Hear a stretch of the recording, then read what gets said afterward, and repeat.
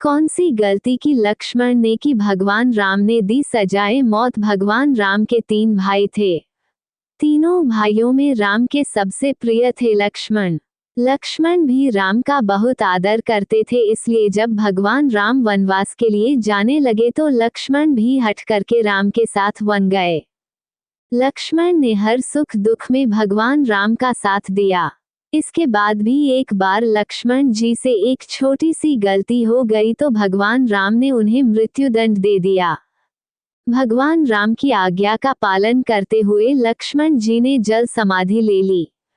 सवाल उठता है कि न्यायप्रिय और भक्तवत्सल कहलाने वाले राम ने आखिर अपने प्राणप्रिय भाई को उनकी छोटी सी गलती पर प्राणदंड क्यों दिया, और वह गलती क्या थी जिसने भगवान राम को ऐसी कठोर सजा देने के लिए विवश कर दिया था।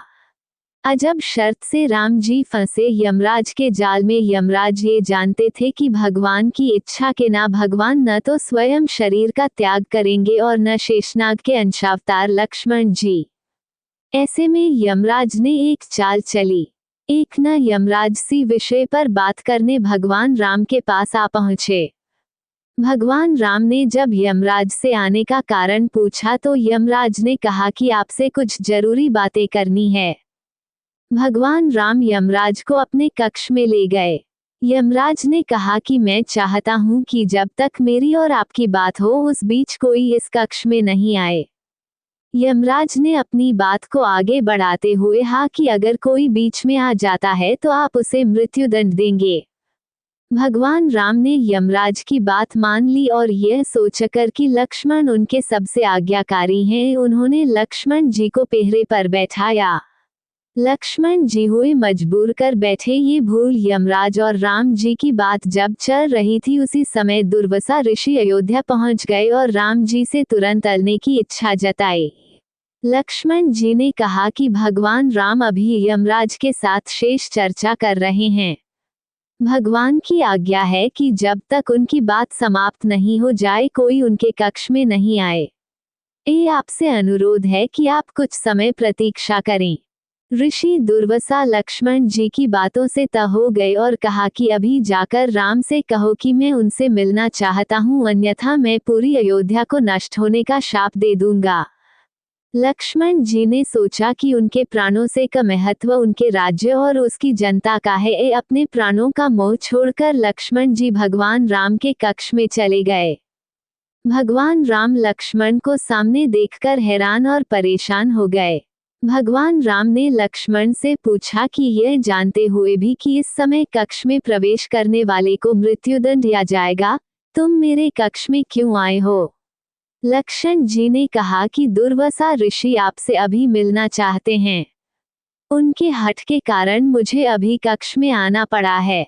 राम जी यमराज से अपनी बात पूरी करके जल्दी से ऋषि दुर्वासा से अलने पहुंचे। विज्ञापन और इस तरह राम ने या मृत्युदंड, लक्ष्मण ने ली जल समाधि। यमराज अपनी चाल में सफल हो चुके थे। राम जी से यमराज ने कहा कि आप अपने वचन के अनुसार लक्ष्मण को मृत्युदंड दें। भगवान राम अपने वचन से मजबूर थे। राम जी सोच में थे कि अपने प्राणों से यह भाई को कैसे मृत्युदंड दिया जाए। राम जी ने अपने गुरु वशिष्ठ जी से इस विषय में बात की तो गुरु ने बताया कि अपनों का त्याग मृत्युदंड के समान ही होता है। आप लक्ष्मण को अपने से दूर करें, यह उनके मृत्युदंड के बराबर ही सजा होगी। जब राम जी ने लक्ष्मण को अपने से दूर जाने के कहा तो लक्ष्मण जी ने कहा कि आपसे दूर जाकर तो मैं यूं भी मर जाऊंगा। अब मेरे तय है कि मैं आपके वचन की लाज रखूं। लक्ष्मण जी भगवान राम को प्रणाम करके राजमहल से चल पड़े और सरयू नदी में जाकर जल समाधि ले ली। इस तरह राम और लक्ष्मण दोनों ने अपने अपने वचनों और कर्तव्य का पालन किया। कहते रघुकुल रीति सदा चली आई, प्राण जाए पर वचन न जाए। अपनी प्रतिक्रिया व्यक्त करें। कौन सी गलती की लक्ष्मण ने की भगवान राम ने दी सजाए मौत। भगवान राम के 3 भाई थे। तीनों भाइयों में राम के सबसे प्रिय थे लक्ष्मण। लक्ष्मण भी राम का बहुत आदर करते थे, इसलिए जब भगवान राम वनवास के लिए जाने लगे तो लक्ष्मण भी हट करके राम के साथ वन गए। लक्ष्मण ने हर सुख दुख में भगवान राम का साथ दिया। इसके बाद भी एक बार लक्ष्मण जी से एक छोटी सी गलती हो गई तो भगवान राम ने उन्हें मृत्युदंड दे दिया। भगवान राम की आज्ञा का पालन करते हुए लक्ष्मण जी ने जल समाधि ले ली।